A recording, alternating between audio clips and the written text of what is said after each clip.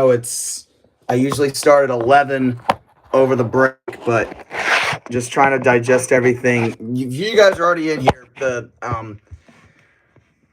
The ending of the game last night. At this point, I don't think that was the most important thing that happened in this game. I know there's a lot that happened, but we're gonna get into the Georgia Ole Miss game on the later segment of this podcast.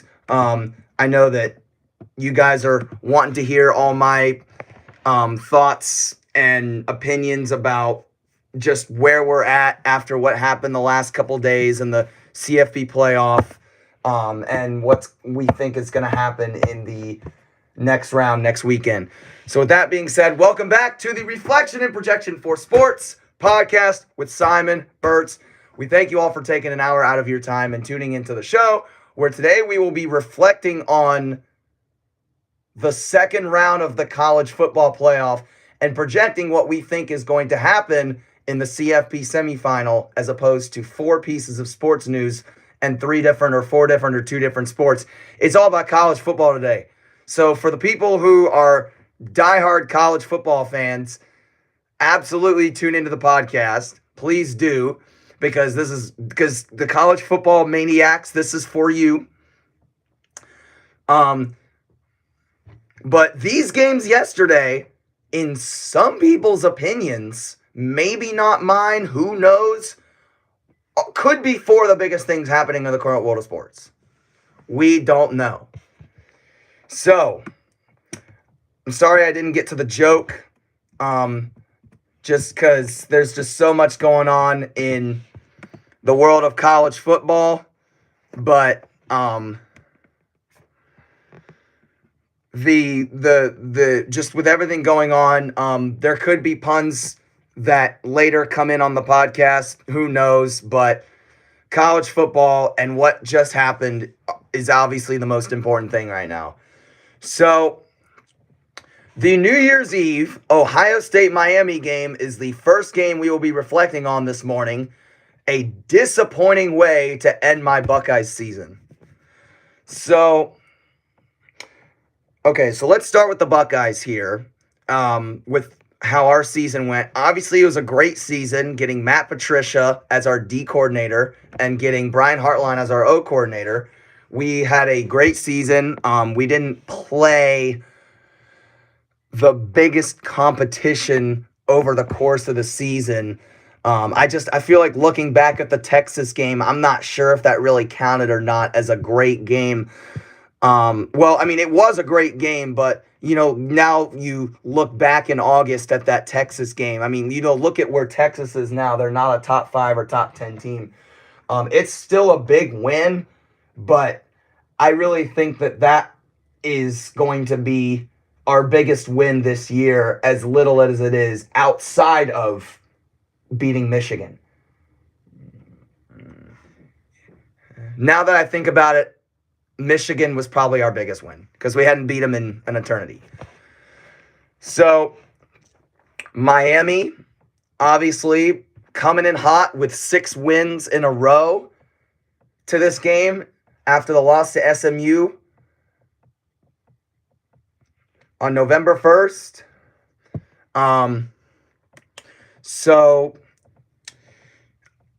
And OSU wins every game until Big Ten title game, but have not played a tough schedule at all.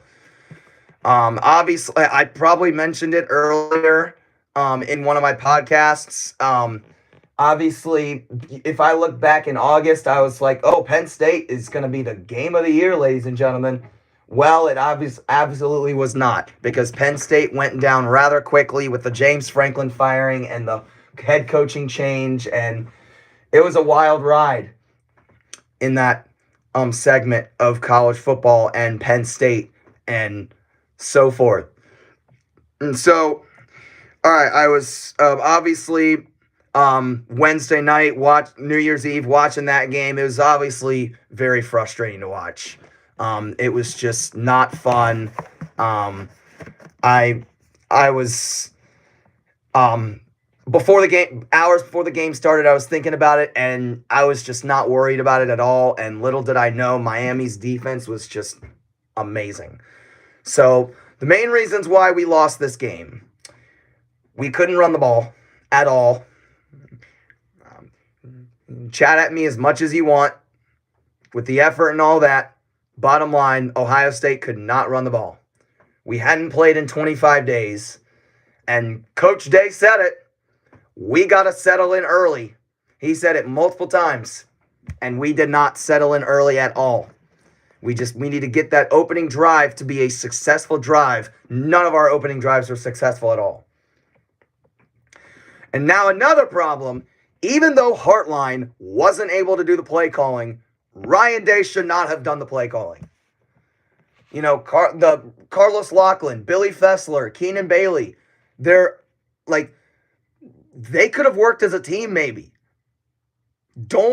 Ryan Day, as a head coach, you have so many other responsibilities in the game rather than just running the offense. You've got to make sure the team as a whole is on the same page throughout the whole game. There's a reason why. I mean, I know Ryan Day was a great play caller back in the day, but I feel like those days are over. Ryan Day should not be doing the play calling. We saw it on Wednesday. We saw it in their Michigan game last year where they absolutely took a big poop on themselves when it was 13-10, arguably one of Ohio State's worst losses ever in school history. But you've got to have people who are able to focus specifically on the offense. And that is absolutely not the head coach's job. You have to, as a head coach, like I said, you've got to be able to focus on everybody throughout the game, not just the offense. And that's why I feel like either the running back coach, the quarterback coach, or the tight end coach could have done the play calling, or those guys could have worked together. I mean, something's got to be figured out other than Ryan Day doing the play calling. Last couple games he's done play calling. It's like, look at what we've seen. You can't let this go on, especially with the high expectations that Ohio State has for it in football every single year. Might I say, y'all, Miami's O-line and pass rushers, they got the job done. Holy macaroni. They got the job done. Ohio State only got to Carson Beck twice all game long. As frustrating as it is, I really like watching that O-line on Miami. That's a great looking O-line. They're giving Carson Beck all the time in the world. And on the other side, Miami, look at the pass rushers, man. They had 5 sacks and 7 tackles for loss. Julian's saying, okay, don't throw up too much. -42 rushing yards. We clearly couldn't run the ball. And OSU had 45 rushing yards total for the game. They probably put up more than that if you're not counting the -42 that Sayin had. But still, you got to be able to run the ball.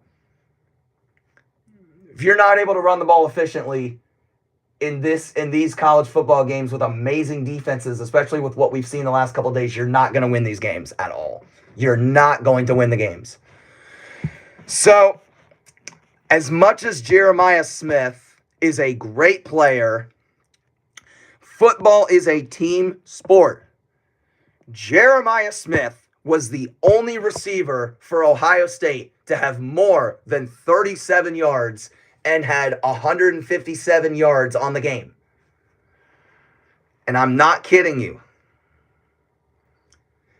You've got to get Carnell Tate in there. You got to get maybe Bo Jackson in there. You have to get your other receivers involved in this game. You got to get Ennis more involved in the execution. Ennis made a few plays here and there, but it was all Jeremiah. And also, if you keep throwing him the ball, eventually with a defense like that, they're going to lock him up. It's going to be like playing against Texas all over again, where he gets absolutely nothing and they consistently lock him up. Even though, no disrespect, Jeremiah Smith's a great player, but it doesn't matter how great you are, you're going to get locked up, and people are going to be looking at you dead in the eye when watching film. So why did Miami win this game? They play with violence on defense, ladies and gentlemen. Controlled aggression, though. Controlled aggression. But my goodness, the violence they play with shows the confidence and competitive spirit in them. And, that also, those moments just make me think about how Cristobal was so pleased with how his team responded when OSU made big plays. In these games, it's all about the resiliency and the ability to respond as a group. And Cristobal, and I also saw it too. I think Miami, when it comes to Ohio State making a big play, Miami did a great job figuring out what they needed to do, what they needed to fix, and just get in there and execute and do what they needed to do to take care of business. So now we look at guys like Ruben Bain. I cannot emphasize Ruben Bain enough. He is a great player. He is a top 10 pick in this draft. I don't care what you say. He is a top 10 draft pick in the NFL. His leadership, his motor. You can't just talk about the stats itself. You gotta just watch him play. The violence, the force that he uses, the speed, everything, all the techniques that he's learned. He looks like a great player and a consensus top 10 draft pick in this upcoming NFL draft. And also to mention that a bunch of these players are projected top 20 picks in this draft. All right? Look at Caleb Downs. Look at Carnell Tate. Look at, you would think Malachi Toney, but he's a freshman. Malachi Toney's absolutely playing like a first-round draft pick right now. Who else on Ohio State's? Just trying to think. There's a lot of guys that absolutely look like they're. I know Jeremiah Smith, but he's going to be a junior next year, so he's got to play next year. But you guys know what I'm talking about. There's a bunch of top 20 picks in that played in this game. All right? And you just have to appreciate when you're watching a game like that and just really take the time to analyze what these players are capable of in game. And before I move on to the next game, the most important thing when it comes to this loss is Ryan Day and him taking responsibility for not preparing his team for these big games. I cannot emphasize this enough. Pre-production is production. Thank you, John Alpa. I went to a play-by-play camp a few years ago, and the quote he had was, pre-production is production. That really stuck out.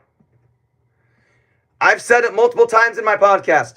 You have got to prepare for these big games. If you have Ohio State and you have, North Texas, a team that's not ranked at all, if that unranked team is more prepared, they're going to beat you. The stakes are so much higher.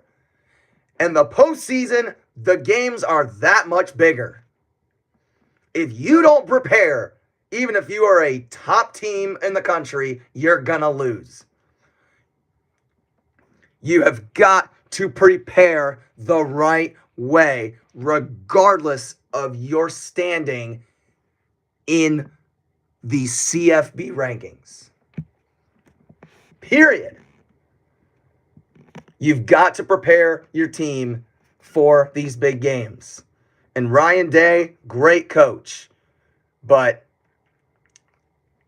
and it just if you look at all the plays that Miami made on defense, their aggressiveness, their violence, everything, and looking at some of the bad decision making from Ohio State's offense, you could literally tell that Ohio State was clearly not prepared for this game at all.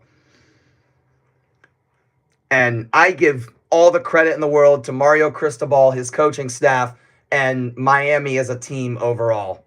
They did a great job. They played a great game from start to finish, all 60 minutes. They were the better team, and they earned it, and we did not. So it's obviously very frustrating as an Ohio State fan, just thinking that Jeremiah Smith, we've got this generational player. Let's go in there and get some more natties. We've got Matt Patricia, who's carried this defense. It's like, oh my gosh, how are we going to stop this defense? Oh, well, they found a way to.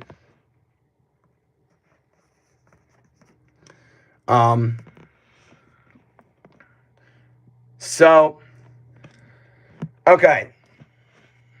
The next game, Oregon absolutely stuns Texas Tech 23-0 in the quarterfinals yesterday. So, okay. If you ask me, the difference maker in this game was pretty obvious. Oregon's defense came to play. I am not kidding. Oregon's defense really came to play. And so the biggest thing I look at with Texas Tech overall this year, they're number 2 in scoring offense. They're number 5 in total offense, but they had 4 turnovers in the game. You don't think of it. Just think in your mind real quick. Think in your mind. In football, can you think of times where you turn the ball over 4 times and you end up winning? You don't see that much at all. You can't turn the ball over 4 times. And just thinking about Texas Tech's offense coming into this game, you think, oh my gosh, it's a cakewalk. But guess what? Oregon's defense looked like it was a cakewalk. They made it look like it was a cakewalk for them. My gosh. It was consistent third and out. Over and over again. What amazed me with Oregon's defense, not just their overall execution, but they didn't play many snaps at all. They didn't play many snaps. It was this third quarter stat. They had like 30 snaps played when they were a quarter of the way through the third quarter. I was like, wow. And and what does that tell you? That tells you that they're fresh and they're most likely not tired at all. All right? And that's obvious, and that's something that's going to make it that much harder, regardless of how good your offense is, to execute on the offensive side of the ball. And just that Texas Tech. Here's a mind-blowing. So here's a thing that you gotta look at when it comes to Texas Tech. They haven't scored less than 22 points in a game since week 2 of last season. Think about it. That's how good this offense is. They have not scored less than 22 points in a game since September 7th, 2024. It's incredible. And today, and not today, but yesterday, they had 0 points. And part of me will blame Texas Tech and part of me won't. Oregon went in there, took care of business, but also Texas Tech had just silly mistakes that they made, like false starts, all that stuff that you just can't let it slide. And you've got to be able to you've also got to be able to respond in those moments, and clearly they didn't. Um, and so another reason why I wanted to watch this game so closely is that you've got individual players in this game like David Bailey and Dante Moore. More top 10, 15, 20 draft picks in this year's NFL draft. All right? So, David Bailey, this was one of the main reasons. This was one of the main reasons why I watched this game, is because I wanted to watch the matchup between David Bailey and Dante Moore, or not just David Bailey, but some of these other guys on Texas Tech's defense. So you've got to, and you can't just look at the stats. You've got to really analyze why there's such good players. Well, Dante Moore is obviously projected to be a top 5, top 10 pick.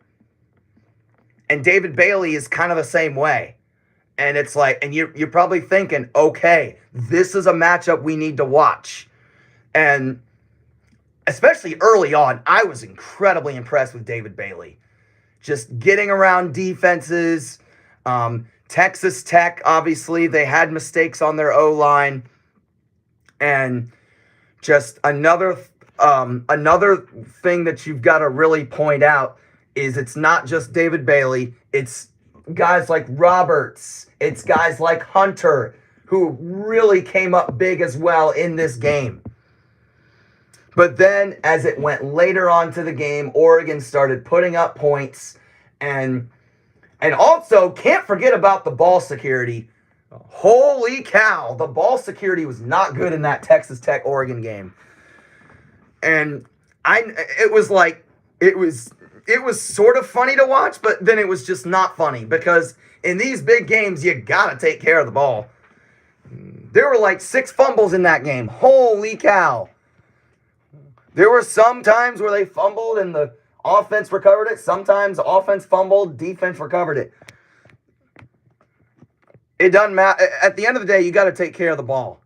And those are plays that can easily switch momentum. Seriously. So now we talk about Brandon Finney Jr. Little did we know he was going to have one of the biggest games of his life. 2 picks, 1 fumble recovery, 4 solo tackles, and 6 total tackles. That guy just made an incredible statement in yesterday's game. He is going to have an unforgettable start to his 2026 in a big-time game like that. I mean, that pick in midfield and a pick in the end zone. Beautiful. Especially that end zone pick. Way to read the offense. That was beautiful. And just overall, the defensive execution, not having to worry about playing so many snaps. Dan Lanning doing a great job coaching the guys. And you've got to give them credit. Oregon did a great job. And might I say, even though Indiana is number 1 in the country, I expect Indiana-Oregon to be a hell of a game. A hell of a game. It's right now, pound for pound and stat for stat and aggression for aggression, the best 2 defenses in the country. So we're going to go to break here in just a second here. We've got the other 2 games that we're going to talk about. Don't go away at all because we've got the Sugar Bowl to talk about, which we're going to get into later. What a wild game that was. And then the good old Rose Bowl between Alabama and Indiana. We'll be back in a moment.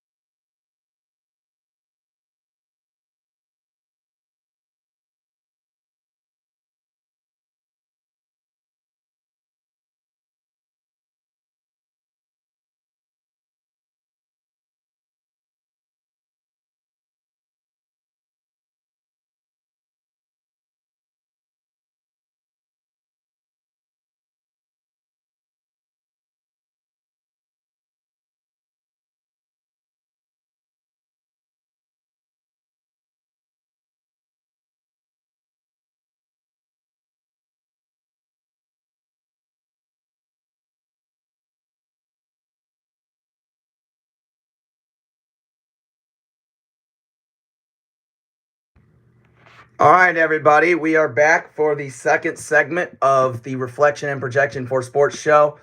So, when it comes to the Rose Bowl, I was originally going to call this segment the Mendoza Show, but it was more so a team win for the Hoosiers. So basically, the difference maker in this game was a combination of Mendoza and his O-line. His O-line really got the job done. Holy moly. And Mendoza did everything with his passing, his running. He went 14 for 16, super efficient, 192 yards, 16 rushing yards. His brother got 6 rushing yards. So even though Bama believes that they didn't get the job done on defense, they can't be ashamed about this. Indiana's the number 1 team in the country. They Indiana has the Heisman Trophy winning quarterback, Fernando Mendoza. He's unstoppable. He makes great reads. He has an amazing pocket presence. He has a great eye for his offense, a great eye for his receivers. You name it. It's everything in there, top to bottom. Mendoza he's a great quarterback. And I know that there's not a ton to talk about in this game just because it was that much of a blowout. But I'll give you my thoughts on just a little bit of the gameplay. Not a ton of stuff happened. But so the thing that stuck out to me most with Curt Cignati is there's a couple things, right? So at the half, they were up 17-0, right? And he goes into the locker room saying, this is a 0-0 game. They act like when it's 17-0, they act like it's a 0-0 game. And you cannot take the gas off the pedal off the gas. Like you just can't take your foot off the gas at all. And they just keep on going and they keep on going. I think that's a great mindset, especially when you need when you have an offense like that who's good. And I think if you have one of the better teams in college football, but you don't have a great offense to show for it, I think that's a good mindset to have because resiliency is such a big thing in these big games in the CFP playoff. And I just think that it's just another philosophy to have when it comes to the discussion of, oh, we have got to keep fighting until the clock hits 0. Duh. That's what they do.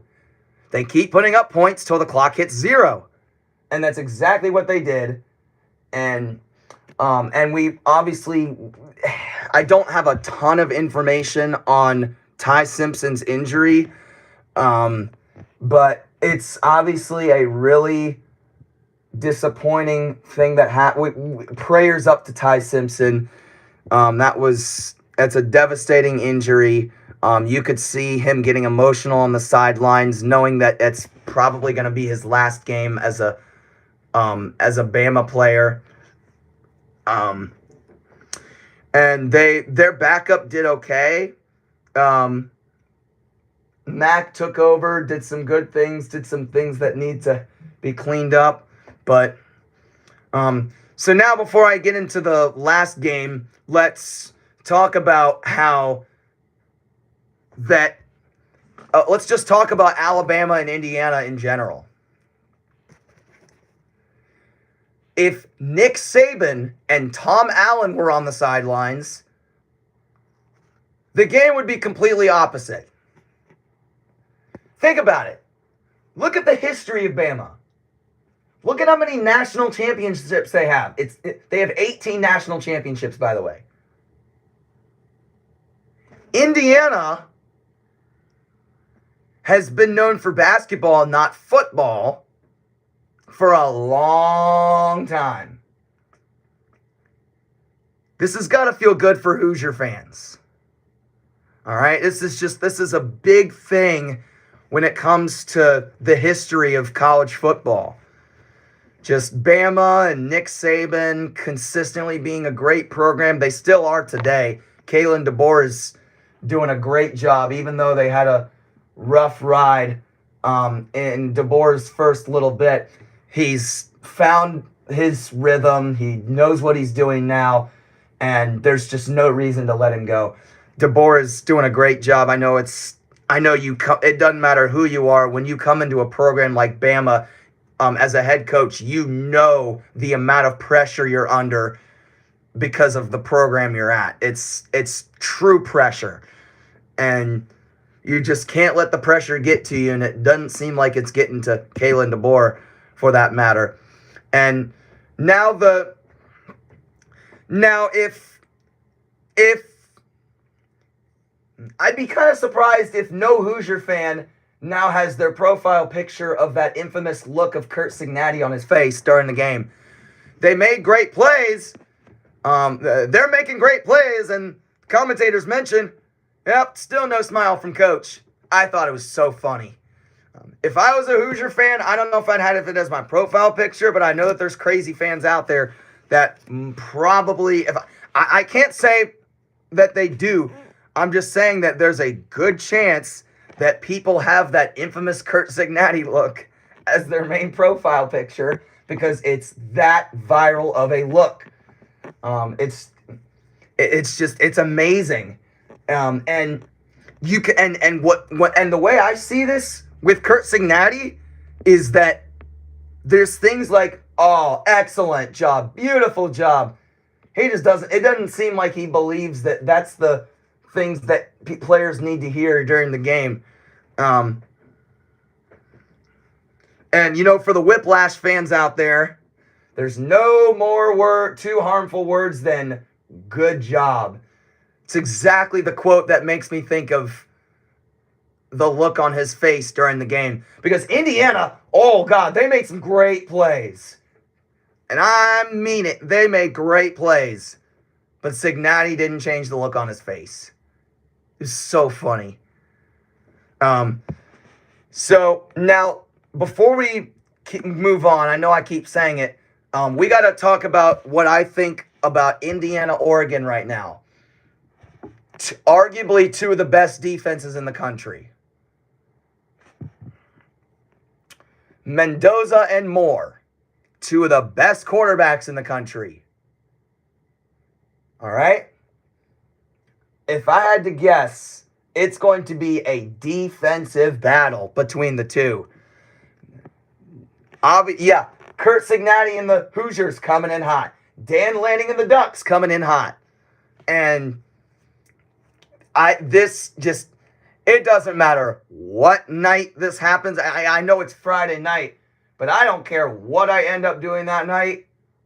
Indiana, Oregon is a must-watch for me. That is going to be a great, great college football game.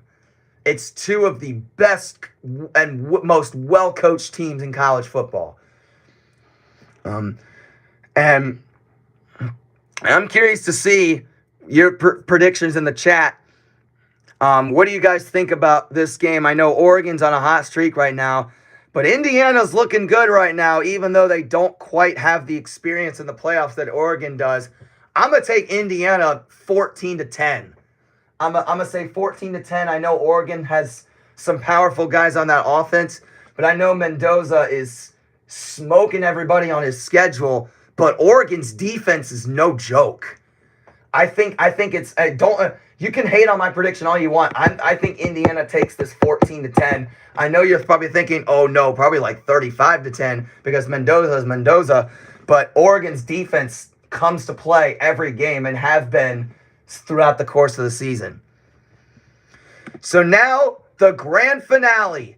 Ole Miss wins a thriller against Georgia 39-34 despite a disaster with the stage and crew at the end of the game. What a game this was. So obviously the first things we got to talk about here with this game are both teams' records. They were 12-1 coming into the game, and they both had great seasons. It's just regardless of how happy they are or how angry they are, you gotta take it as an honor to be a part of the SEC because the SEC has the toughest competition in college football every single year. Um, and Ole Miss only loss was Georgia. And Ole Miss clearly has resiliency, especially look back at October 18th. They lost to Georgia, and it's like, oh my gosh, they beat Georgia last night. Georgia, their only loss was Bama. Their only loss was Alabama. And I'm saying, 2022 championship game aside, it's these regular season games. Georgia cannot get it done against the Tide at all. So, a discussion about, like I said, I always like to watch some of the individual player matchups. I'm looking at guys like Zachariah Branch, Cash Jones, and Nate Frazier. Even though Georgia's offense as a whole didn't execute as much as they wanted to, some of those guys, the explosiveness and speed they play with, I got a kick out of it. I was like, okay, these guys are fast. I like fast players. They look really quick just watching them run the ball, especially the Cash Jones touch. And I was like, holy cow, that kid's got some serious speed. And also, I was watching Ole Miss's O-line. They didn't have the best O-line, but if you've got a guy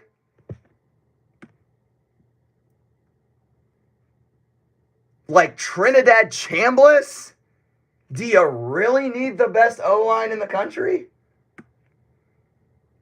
Chambliss is a hell of a player. I love watching him play. So yeah, let's talk about Trinidad Chambliss real quick. 30 for 46, 362 yards, 2 touchdown passes. That was incredible. A great game for Trinidad Chambliss. He's a great leader, knows the definition of leadership, knows exactly how much it means to put trust in your coaches and for them to put trust in you. And that guy in the future is going to be a star in the NFL if he keeps this up. He is playing like a menace out there. And look at Georgia's defense. They're a great defense, but my goodness, to get to this quarterback, not to just get to the quarterback, to like consistently stop this quarterback is really, really hard to do. I really loved the way he played, the athleticism, his presence in the pocket, his explosiveness. It was a great, great time last night. Just loved watching the kid play. I think another thing that some people I feel like aren't looking at quite as much. I think one of the most important parts about this game is about Ole Miss and what they've had to go through in terms of their coaching change. So obviously, out of absolutely nowhere, Lane Kiffin signs with LSU, and Pete Golding signs and gets up to officially being the head coach, as he was the defensive coordinator all year, but now he's got the head coaching job, which gives him that much more responsibility on his job. All right? And funny enough, Kiffin has no playoff wins. And now Pete Golding as a head coach has 2 already. It's similar to, well, I mean, not playoff-wise, but regular season. Look at Virginia Tech's firing Brent Pry, hiring James Franklin. Well, the interim head coach for Virginia Tech got took over. He was they were 0-3, and then after the first 3 games under Philip Montgomery, they were 3-3. So it's kind of the same thing when you're talking about that kind of thing. Immediate coaching change, and they automatically get wins. But Pete Golding, these are 2 huge wins. Huge wins against Tulane and Georgia. And you have to, you've got to really you've got to put a lot of respect in Ole Miss. You're probably, when he gets fired, you're probably thinking Ole Miss's season's probably over. Lane Kiffin knows the overall flow of Ole Miss football more than anybody on the coaching staff. And just you're probably thinking it's going to be a really hard adjustment when you're putting this new coach in a really tough position in these big time playoff games. And that you got to give them a lot of credit. You've got to give Ole Miss coaching staff. You got to give them a lot of credit. Got to give the players a lot of credit. And this is a time period, might I say, that these Ole Miss players are going to remember forever.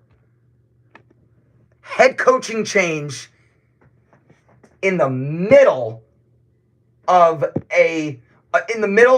the transition in season. What I mean is, you don't ever see, it's like, okay, we're going to the playoffs. Well, in between the regular season and the playoffs, your head coach leaves. You don't usually see that. If it ever happens, it's probably because of something similar to what Sharon Moore did, or some sort of health condition. I don't know. But no, he left because of a huge job opening. Goes to LSU. It feels like Ole Miss and LSU coaching individual people on coaching staffs are kind of trading places here and there, and this team has 6 of their old coaching members, all that stuff. And so now you gotta think. Before I get more into the game, you've gotta also give a lot of credit to the AD, the athletic director, because the athletic director makes these really tough decisions on who he believes and what they think is going to be the right call in these situations. It's a huge deal. And just credit to Ole Miss. If they somehow pull off a natty, I wouldn't be surprised, because they have an amazing amount of resiliency. They knew that, and when it comes to bouncing back in these tough moments, I listened to Pete Golding in the press. He's talking about just the love of the game, that these players love playing football. They love playing football. And that's a huge deal. You've got to, quote, you've got to have the right guys. And I totally agree with that. You've got to have the right people in the right mindset, in the right position. It's all about the mindset, period. All about the mindset. So now let's go deeper into the game. So let's look at that controversial face mask penalty.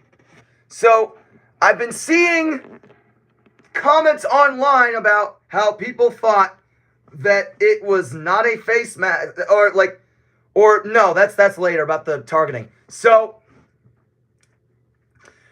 I absolutely think that was a face mask penalty. I mean, it's the college football playoffs. It's like you can't miss a call like that. And for the ref, whoever is responsible for making that call, if I had to make a prediction, all of the other refs knew what to do there, and to put their overall trust in their fellow official to make the right call.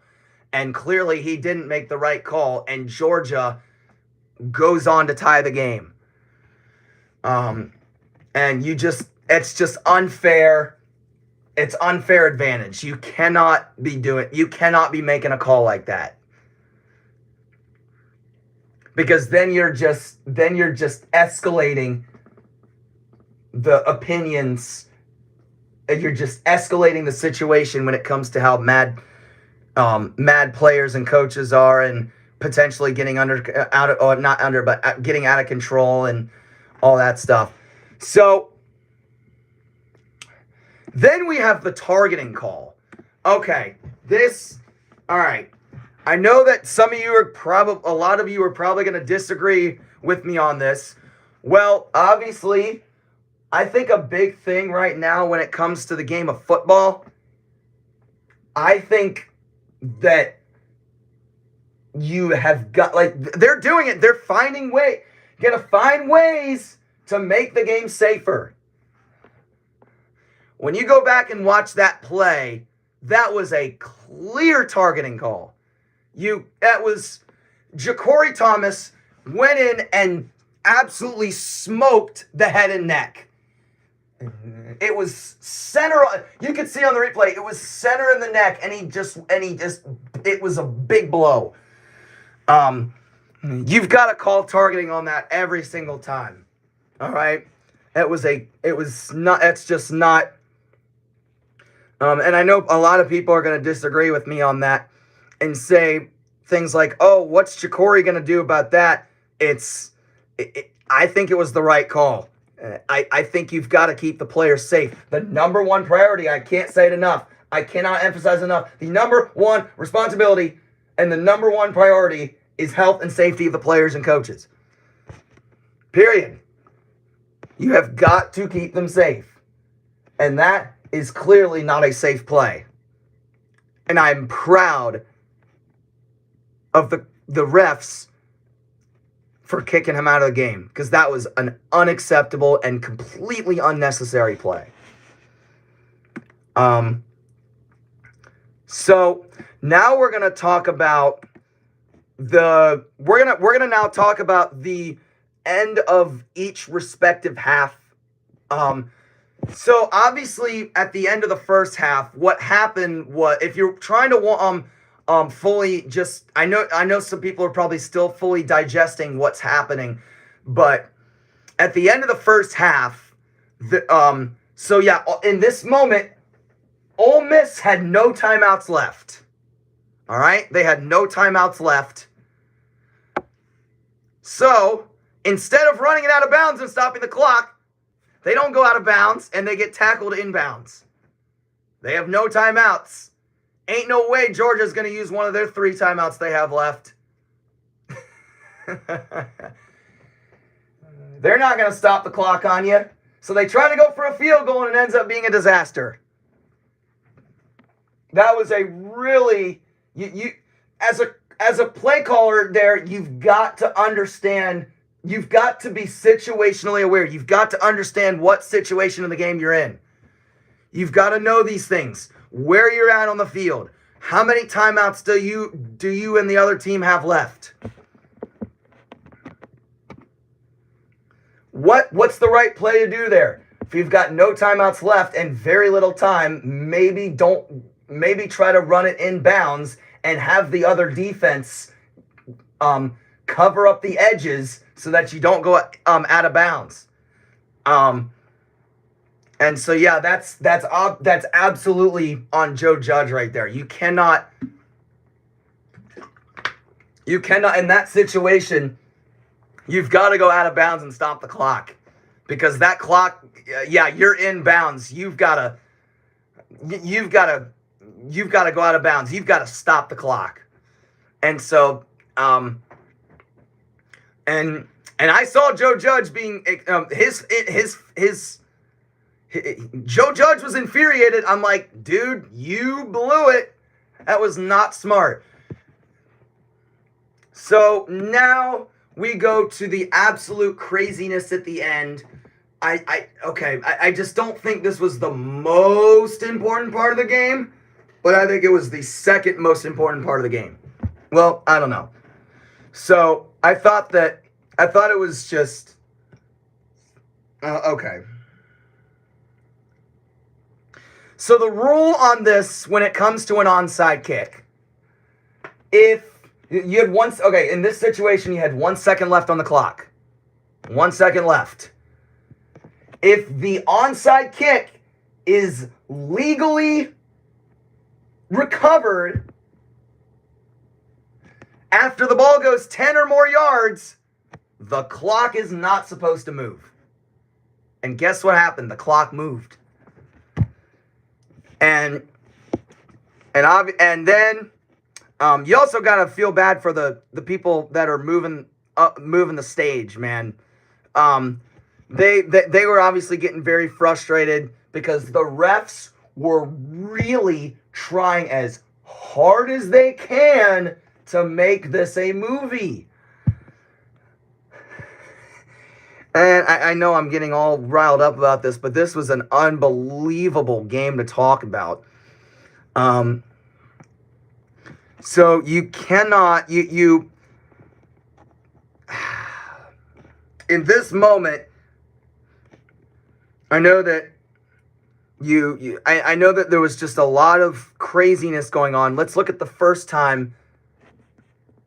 Well, obviously they kicked the field goal, okay, so so here's what really didn't make sense. Okay, it was normal. There was still 6 seconds left on the clock. Ole Miss kicked the go-ahead field goal, and now Georgia gets to punt return. So they bring up the punt return, had a good punt return, but then had an onside kick, which makes absolutely no sense. You do not, when do you ever see a team punt return and then have an onside kick? That is doing the exact same play twice in a play that usually only happens once. Imagine doing a punt return when you're 5 yards away from scoring a touchdown. It makes no sense. That didn't happen, but clearly things were getting out of control. And obviously the players and coaches were getting really frustrated with the officials. They just wanted this game to be over and before it gets more out of hand. The bottom line is the refs are in charge of the game. They decide when the game is over. It is their job to do that. And clearly they just wanted to keep going on and on and on and on and on. And I don't understand the reason. Wait, they were trying to emphasize the rules more than anything. I get it. It's good for the game that you gotta know the rules, apply the rules. That's absolutely your job. But in this situation where things are getting hectic and crazy to the point where you just gotta end the game, just end the game. Period. You just gotta end the game, and it's just very hard to digest. I know I put it on my story saying that I'm just still trying to digest everything that happened in that last minute and those last seconds of that game last night. But seriously, there was a lot that happened in that moment. So, okay. So now the most important part of why Georgia lost. So for the Georgia fans in here, that know Kirby Smart well enough, Kirby Smart does not like playing for a tie or overtime. So there's still 9.5 minutes left in the fourth quarter, and they're at their own 32, and they decide to go for it on 4th and 2. I'm like, what are you doing? And then Stockton gets sacked. So, and Ole Miss is 25 yards away from a touchdown. So, it's like, Kirby, what are you doing, dude? You got to look at the clock there. There's 9.5 minutes left. You've got to put trust in your defense. I get it. I get Ole Miss's offense was hot at that moment. But if you're at your own 32-yard line with 9.5 minutes left to go and a 3-point lead, just punt it away. Oh, no, you're down by 3. Yeah, you're down by 3 or up by 3. It doesn't really matter. You got to kick it away, man. You got to kick the ball away. Put trust in that defense. It's got to be the most important thing in that situation. So it was pure madness. It was a great game, though, but I just don't. I just don't see the reason why he went for it there. That's just poor play calling on his part. But it is truly your decision whether or not it's like, oh no, we don't want to tire overtime. We just want to just go for the gamble. Sometimes you just got to play through overtime. It's all about strategy. It's all about strategy, and clearly he wasn't thinking about that at the moment. So you've got to and like I said, when it comes to execution, when it comes to resiliency, give Pete Golding and Ole Miss a ton of credit. So before I exit this podcast today, let's talk about what we think Miami and Ole Miss are going to do in this next game. So they're playing on Thursday at 7:30. It's two great defenses. I'm curious to see. What's going to be must watch for me in this Miami Ole Miss game is Miami's defense and Trinidad Chambliss. That is going to be a must-watch matchup for me. Like Ruben Bain and Trinidad Chambliss. Because you always in NFL, you always want guys that are not just amazing individual players, but you also want guys who you can trust in the big moments. And so you've got to be able to execute. I want to see who wins the matchup between Ruben Bain and Trinidad Chambliss. I think it's going to be a great matchup. And, obviously Miami, those guys have been playing with violence and controlled aggression all season under Mario Cristobal. And Miami is also very good at you got two teams right here who are really good at responding to when their when their opponents do something. It's all about call and response. So, that was a lot of stuff to ramble about when it comes to the second round of the playoffs. Now we've got Miami, Ole Miss, Indiana, Oregon. Miami, Ole Miss. I'm just trying to think of who I think is going to win here. It's a really tough decision. That's a really hard decision. You've got two teams who have not been in it in a while. It's a great thing to see that we're going to have. I know I'm an Ohio State fan, but you've got a whole bunch of teams here who have not won a national championship in quite a while. We're clearly going to get a new champion this year, which is awesome. But I'm sad that my Buckeyes are still not in it. I would have loved to get another natty, considering that Jeremiah Smith is a generational player. So I'm going to have to go with Miami. I'm going to have to go with Miami. That defense looks amazing. They play with aggression. It increases their confidence. And when you play with controlled aggression and pure violence, what's going to happen is the other team is just going to get tired, especially if you have the ball on offense or your defense is out there on the field and you tire out the full unit, and it's just going to carry on throughout the game. I say Miami wins this 27-20. I think it's going to be a great game. All right, so obviously that's it for this segment. We'll have another episode here soon about more potentially other sports too. But thank you all for tuning in, and goodbye, everybody.